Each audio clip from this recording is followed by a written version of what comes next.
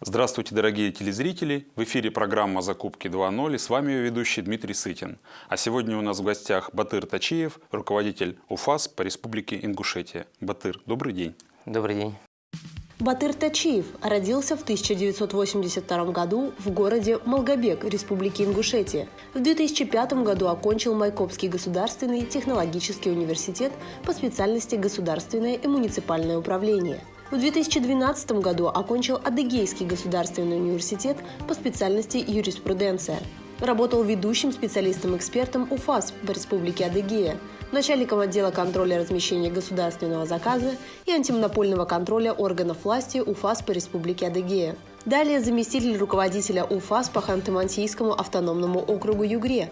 С 2015 года руководитель УФАС по Республике Ингушетия.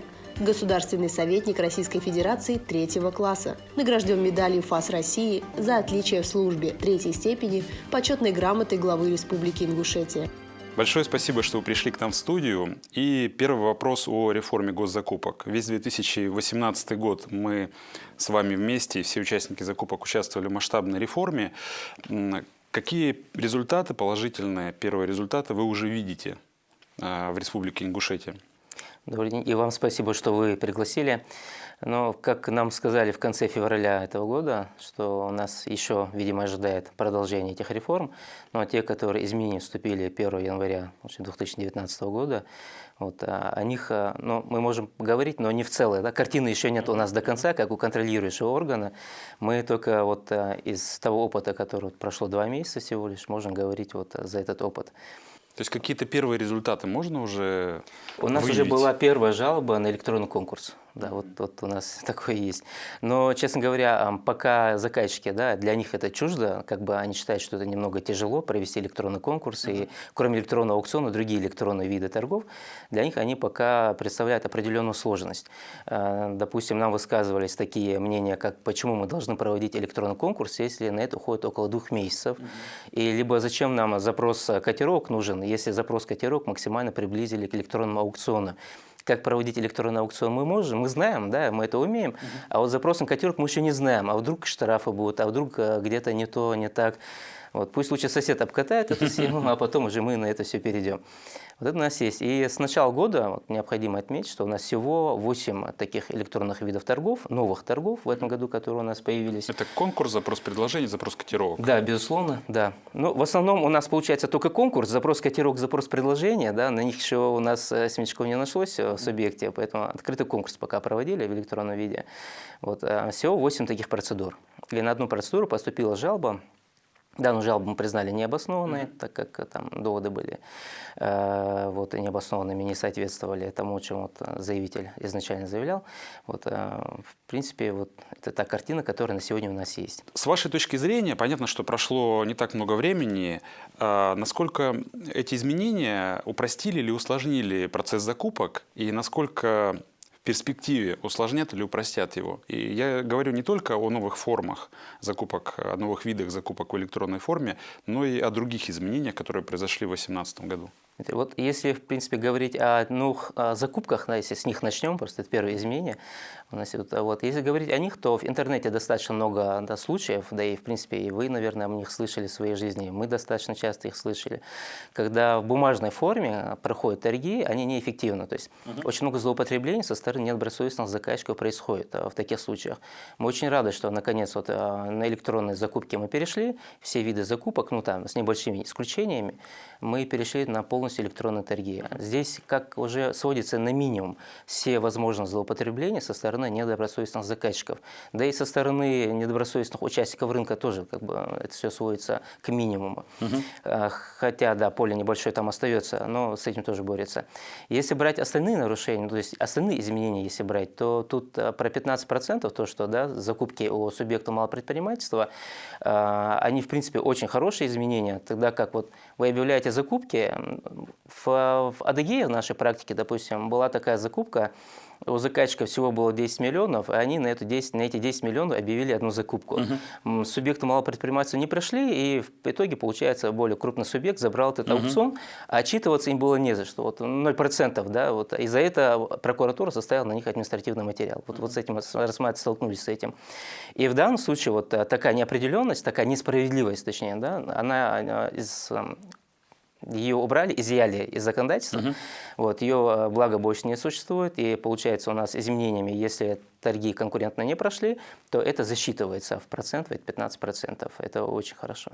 Также у нас, получается, изъяли из законодательства ту оговорку в законе, если торги не прошли, то внешнюю экспертизу необходимо проводить, это тоже как бы мы приветствуем эти изменения. Очень сильно упростили жизнь, я полагаю, участникам рынка, именно поставщикам, тот момент, когда необходимо регистрироваться только на одной площадке. То есть ранее у нас электронно, на каждой необходимо было регистрироваться, теперь они регистрируются единожды, и все электронно-торговые площадки в течение суток обязаны у себя зарегистрировать и внести в реестр. Это тоже очень упростило жизнь, да, безусловно, это очень хорошее изменение в законодательстве. А какие, может быть, еще нерешенные вопросы, которые предстоит решить, вот вы по своей практике регионального контролирующего органа видите? Вот Михаил Яковлевич, например, Евраев, замруководителя ФАС, затрагивал вопрос неравнозначности прав заказчика и поставщика с точки зрения расторжения контракта, к примеру. То есть у заказчика в данном случае права там их много, а у поставщика нет. А вот какие-то такие вещи еще вы видите в вашей практике? Да, конечно. Мне бы немного хотелось рассказать еще о человеческой стороне нашей службы. Все нас видят такими серьезными, на комиссиях, что слишком суровые, слишком и так далее. Но у нас достаточно часто у самих бывает такая ситуация, когда комиссия остается для принятия решения, и неопределенность в законе порождает очень длительную дискуссию в самой комиссии, в самих снах. И мы очень долго решаем все-таки, какое решение является верным. Вот, и зачастую это бывает вот просто решение в темном кабинете. Вот как у нас есть слоган такой: если не знаешь, как поступать, поступай правильно. Да? Мы вот так и решаем, чтобы не передергивать, чтобы не переходило в какую-то глупость, даже если есть норма такая, то чтобы максимально упростить, да, всю процедуру и всю процедуру для участников рынка. Вот такие решения мы в основном принимаем. Безусловно, передергивание оно есть. Вот, допустим, тоже, да, Михаил Яковлевич что сказал. Там у нас, получается, ранее вся власть была у поставщика, а теперь вся власть у заказчика именно в расторжении контракта. Да, такое не должно быть. Решение заказчика именно оно приводит, да, к злоупотреблению, может привести к злоупотреблениям. Вот, и оно это, как по нашему мнению, оно недопустимо. Но в принципе, если в целом смотреть на эту картину, то мы надеемся на то, что вся эта вся процедура, да, закупочная, она максимально упростится. И все эти вот заявки, да, там мы знаем, там иногда они бывают там по 500, по 600 листов, да, многотомные, что их уже не будет. Допустим, для меня непонятно, почему заказчик сам не знает, чего он хочет. Вот он, допустим, пишет бетон марки там М500, М300, либо М250. Вот что вы мне поставите, вот сам не знаю. А там через точку запятую и так далее. Это все математические знаки там присутствуют. И это подводит для того, чтобы вот это, я повторю, только в отношении недобросовестных заказчиков. В принципе, добросовестных это, конечно, не касается. И как итог мы бываем видим, что из 10 заявок 9 отклонены, одна заявка прошла. По формальным признакам. По формальным признакам. И тут ограничение конкуренции и недостижение цели закона о закупке в федеральной контрактной системе. Поэтому от этого необходимо уходить, по нашему мнению, и должно быть только согласие. То есть закупочная документация заказчиком должна быть сформирована так, что участник рынка скажет: да, я согласен. Тут тоже эту тему поднимал Евраев в нашей передаче, в своем выступлении, что, и где-то еще я недавно это слышал, что вот перейти на согласие поставщика или несогласие, это действительно решит проблему, большую часть злоупотреблений. Ну, в коридорах ФАСа эта тема обсуждается уже около 3 лет. Есть сторонники этой версии, есть сторонники, которые говорят: мы в этом случае вот недополучим то, что мы хотим. Но я думаю, что если все это прописать в той же документации, в проекте контракта, то все мы получим. А если не получим, то у заказчика есть механизм, как на это повлиять. В системе закупок государства сейчас есть тенденция к централизации информационных систем, в частности.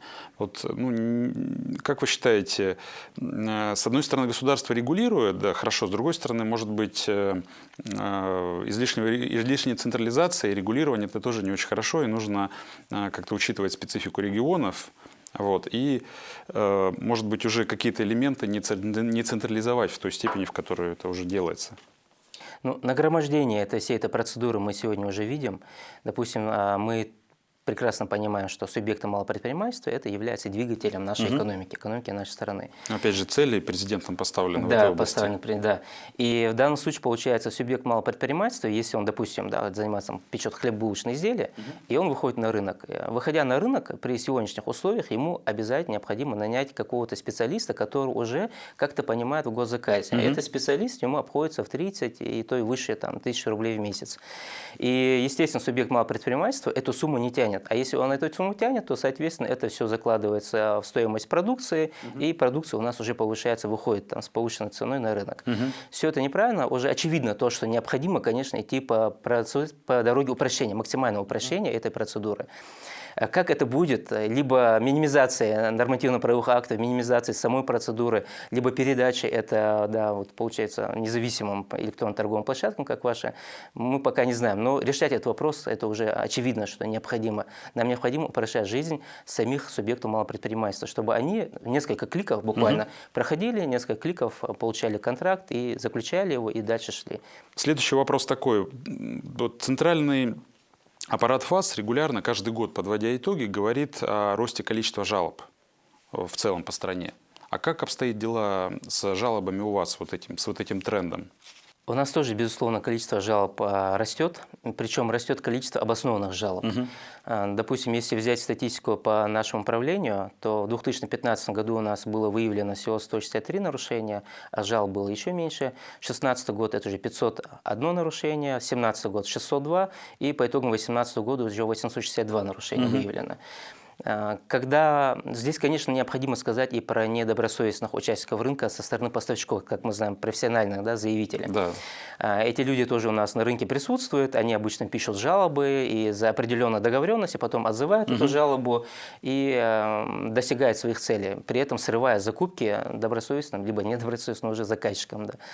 Поэтому мы для себя еще в конце 2015 года определились, я издал приказ по нашему управлению, что любой отзыв, он сопровождается проведением внеплановой проверки, чтобы цели этих недобросовестных участников рынка, они не были достигнуты. То есть договоренность, даже если у него есть какая-то с заказчиком, он либо с участниками, другими участниками рынка, получается, кто подал вместе с ним заявку, вот, если она даже есть, она рассыпается, потому что мы проводим внеплановую проверку, если его доводы подтверждаются, мы выдаем предписание, либо по итогам проведения внеплановой проверки какие-то нарушения мы выявляем, безусловно, мы выдаем предписание. И все эти договоренности, они рушатся, и больше они к нам на рынок с такими жалобами коммерческими не выходят.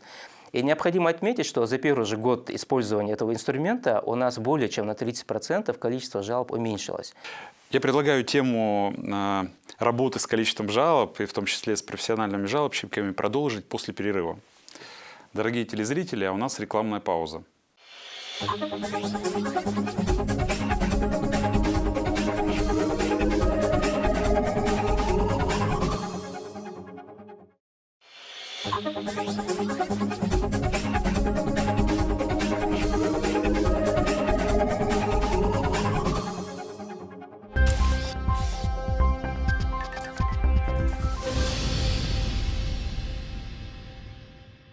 И снова здравствуйте. Мы продолжаем программу «Закупки 2.0». С вами ведущий Дмитрий Сытин. Я напоминаю, что у нас в гостях Батыр Тачиев, руководитель УФАС по Республике Ингушетия.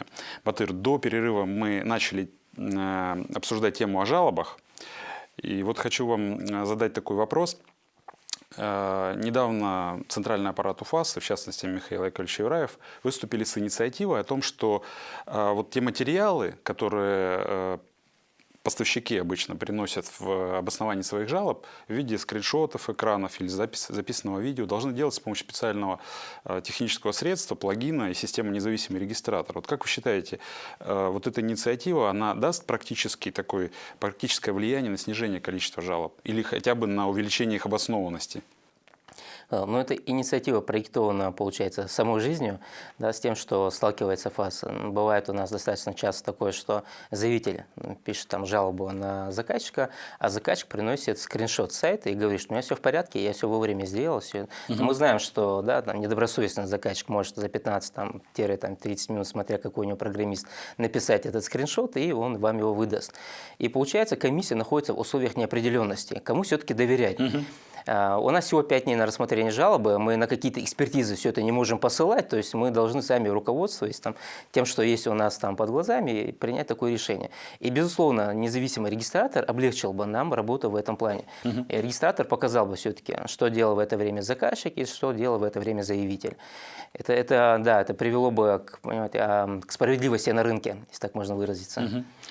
Следующий вопрос о картелях. Тема картелей достаточно часто звучит в прессе. И вот Игорь Юрьевич Артемьев недавно говорил про цифрового кота, которого нужно запустить, чтобы он выявлял картели. Какова ситуация с картелями в Республике Ингушетия, на закупках Республики Ингушетия? И, по вашему мнению, какое влияние они оказывают на государственные закупки в вашей республике?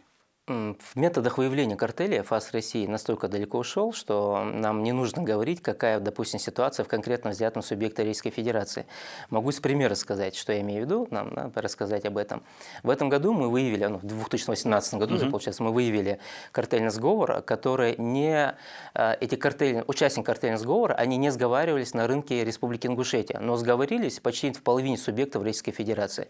То есть не выходя... Федерального уровня картель. Да, то есть не вставая со своего рабочего места, ведущий специалист экспертного управления выявил картель более чем на 800 миллионов рублей. Это очень крупный картель был на рынке поставки медикаментов.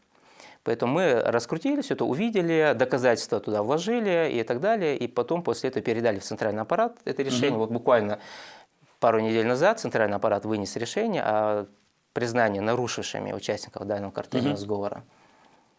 Если бы у нас не было бы картельных сговоров, как мы знаем, да, у нас госзаказ – это очень большой рынок, там суммы большие, поэтому у недобросовестных участников данного рынка у них постоянно то и дело возникает соблазн сговориться и получить сверхприбыль. И мы такого рода сговоры достаточно часто выявляем. Также, если говорить о делах, которые нами были возбуждены, выявлены и доведены до конца, это можно говорить о деле 2018 года. Тут, получается, две компании, они поставляли мебель для Верховного суда Республики Ингушетия. Мы начали уже отслеживать действия этих компаний на территории всей нашей страны и увидели, что в Свердловской области при поставке судебному департаменту турникетов и другого оборудования они также сговорились. То есть возбудили дело, просмотрели его, и в процессе рассмотрения данного дела уже под грузом аргументов один из, получается, то юрлицо, которое получило контракт, заключило контракт и максимальную выгоду для себя извлекло из данного госзаказа, они написали письменное признание о том, что да, действительно сговор был, каемся, больше так поступать не будем. Еще одно очень интересное дело, если позволите, могу вам рассказать. Мы прошлым летом, получается, совместно с центральным аппаратом, с УФСБ провели проверку 2 министерств Республики Ингушетия и обнаружили там такое дело. Они с одного и того же IP-адреса, который был прикреплен, то есть динамический IP-адрес, с одного же IP-адреса и документация размещалась, и изменения в документацию, и заявка победителя будущего была размещена с этого IP-адреса, и даже контракт был заключен в один и тот же день с этого же IP-адреса, получается, ЭЦП заказчика и победителя этого аукциона. Сумма аукциона достаточно большая. Мы всего возбудили таких 3 дела, допустим, а самое крупное дело это на 140 миллионов при строительстве 5 домов культуры.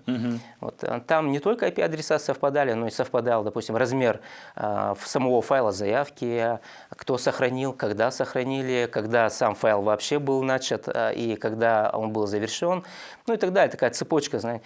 И как итог, почему, допустим, уполномоченный орган, одно из министерств, почему они были признаны нарушившими? Потому что у победителя будущего он приложил обеспечение исполнения контракта, платежное поручение, которое не соответствовало действительности, оно было поддельно. Обеспечения не было. И вместе с тем уполномоченный орган пропустил эту заявку, признал его победителем, тогда как фактически победителем было другое лицо, заявка которого была отклонена по итогам. И недобросовестный участник рынка получил этот контракт, исполнил его в полной мере. Фактически тут не только даже картель, а еще и сговор с заказчиком. Сговор с заказчика, уполномоченного органа и победителя будущего. два министерства, и это достаточно крупное дело. Да, в настоящее время оно находится на стадии судебного обжалования, поэтому я просто не буду называть эти министерства и этот юрлицов, возможные. Да, но они явно недооценили техническую подготовленность ингушского УФАС. Безусловно, да. Ну, с нами еще очень тесно сотрудничает наша финансовая разведка, да, Росфинмониторинг. У нас есть соглашение на уровне ФАСа, с ними подписано.